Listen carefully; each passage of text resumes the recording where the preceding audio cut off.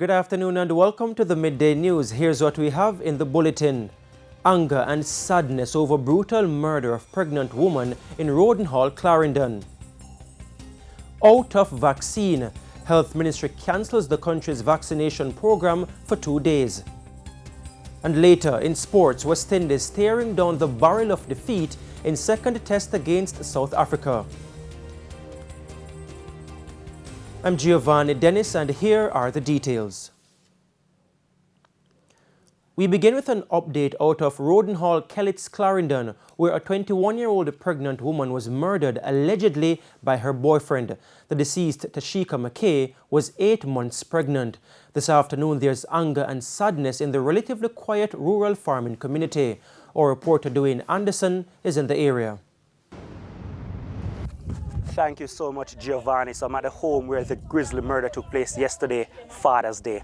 A lot of relatives and friends have converged on the scene, trying to make sense of what really happened. We spoke with some of them, and they're understandably angry.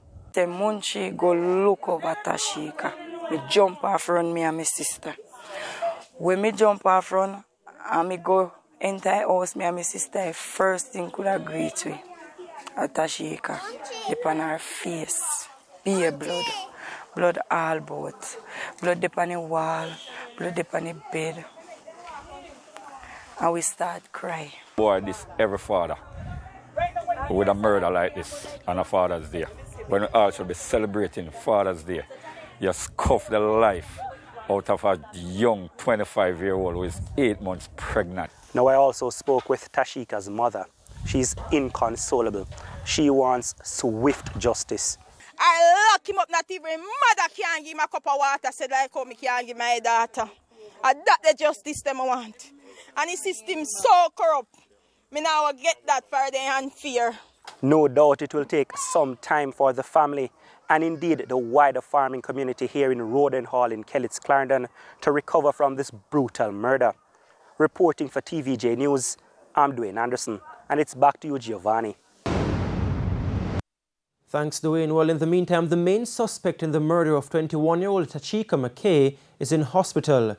Head of the Clarendon Police Superintendent Christopher Phillips confirmed that the man was found hanging from a rope in his cell. The man was taken into custody Sunday evening.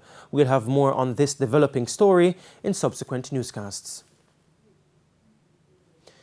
Less than 24 hours after a zone of special operations was declared in Norwood, St. James, the security forces have recovered 2 guns. According to the security team, the guns, a .38 pistol and a 9mm, were found in an area of the community called Texas. 18 rounds of ammunition were also recovered in the operation. No arrests have been made. And opposition leader Mark Golding has intensified his call for a sustainable crime-fighting measure to curtail the bloodletting across the island. Mr. Golding reiterated the call during a tour of Salt Spring and Mount Salem in St. James. Prince Moore reports. Felisa Nicholson and her children might have relocated from the community of Salt Spring in St. James, but the bullet-riddled furniture and buckets she saw when she visited her home on Friday gave her flashbacks. She fought the tears as she explained what unfolded a few weeks ago. Well, me in I shop, me hear me 2 little cousins them outside a ball. And then me tell the man if he let me out. And me go attend to them. But when me out there, me never feel, after I shot them and everything, me come down. And when me come down, my son I tell me say fi she. So me I say, what me fi she for? And then me hear them start scream. And me come.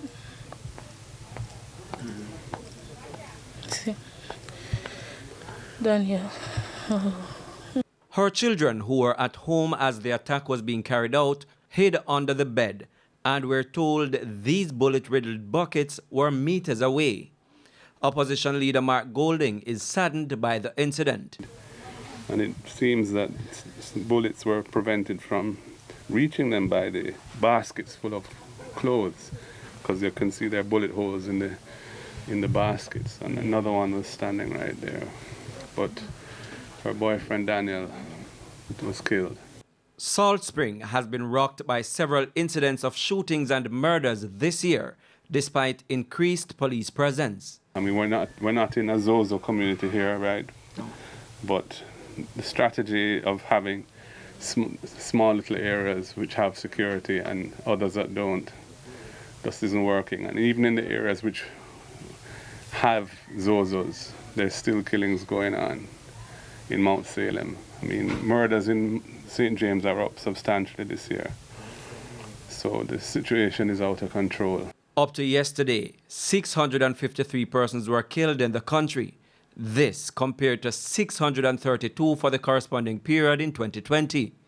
Mr. Golding says the rising numbers are an indication that the government must intervene. You know, this is a problem that we have to face. I think we have to face it not only through effective law enforcement, but we have to have a way of reaching out to the young men who are involved in this kind of thing and trying to change their mentality, reach them in a way that they can see that there's another path forward in life. You know, obviously those who have committed wrongs and will have to be held accountable, but there are many of them who perhaps haven't yet done that, but might one day become another statistic if we don't get to them.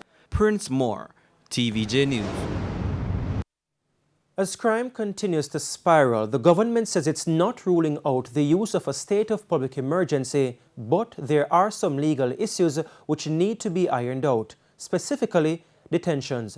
The matter was raised at Sunday's emergency press briefing at the office of the Prime Minister. O'Shane Masters reports. Still awaiting the court transcripts, the declaration from Attorney General Marlene Malahou Fort yesterday when asked about the way forward in detaining people under the state of public emergency, SOE. Last year, 5 men brought a case against the government for prolonged detention under the SOE without charge. Everton Douglas was in custody for 177 days, Nicholas Heath, 361 days, Courtney Hall and Courtney Thompson, 395 and 365 days respectively, and Gavin Noble was detained for 431 days without being charged. Responding to a question posed by the RGR Cleaners' Dion Jackson Miller, Attorney General Marlene Malahou Fort once again sought to clarify that the legislation does not provide for indefinite detention. For those who are saying repeatedly that whether the SOE or any other law in Jamaica permits indefinite detention, it is not so.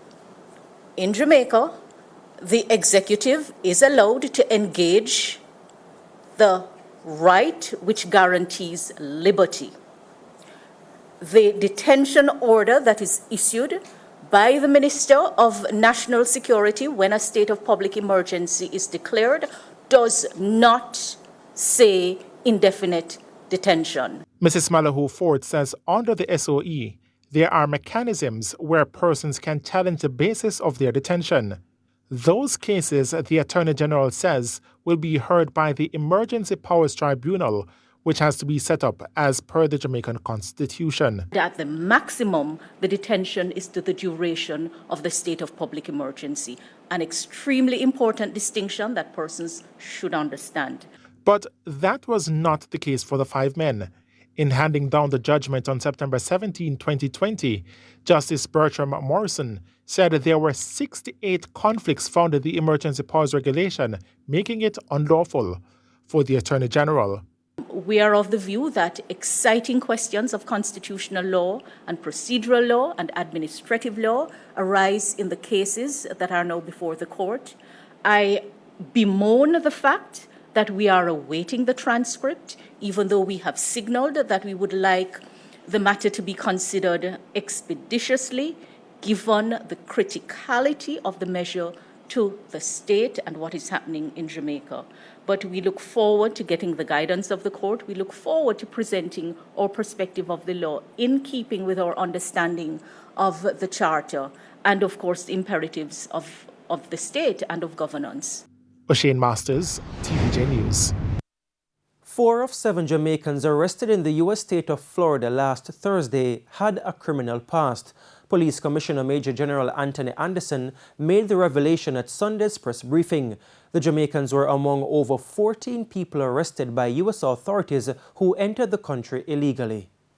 We have been working with our international partners on this and have found criminal traces for 4 of them, 4 of the 7 so far.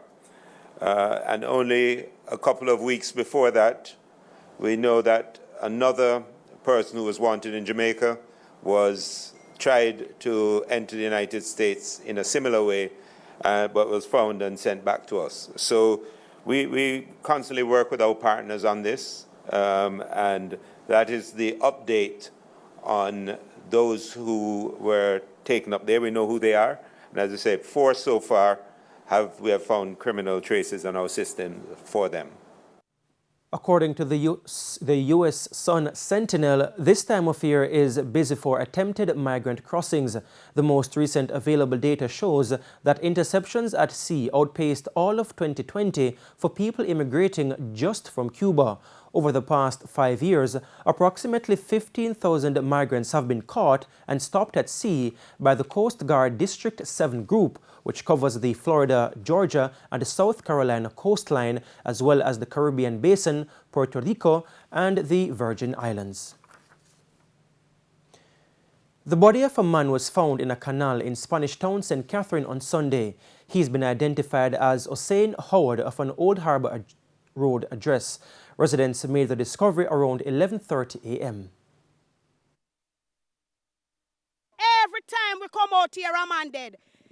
Every year, every month, every week, a man dead in a canal. I don't know what problem that man have, if him have stress, but you can look across there, you see a rope like a Tarzan.